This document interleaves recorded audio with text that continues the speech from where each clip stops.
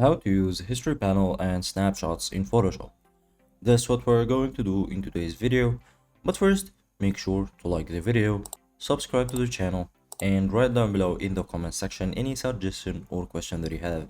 And let's get started right away.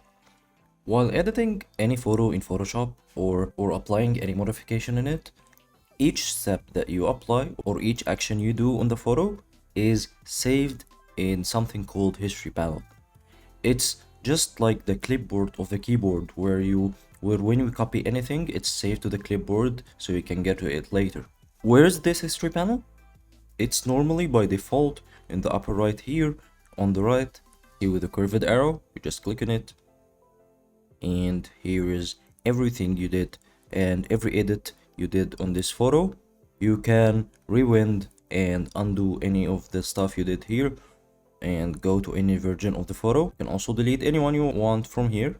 So this is basically the history of your edits on a photo. But unlikely, the history is not saved if you close Photoshop and open it, even if you saved the document. So if you need any version of these edits, you need to use something called snapshots.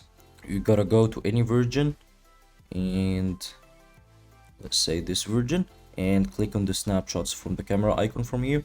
So you gotta take this snapshot, and as you can see, you can use it in the history brush tool by clicking here, and it will be saved even if you reopened or closed Photoshop and opened it later.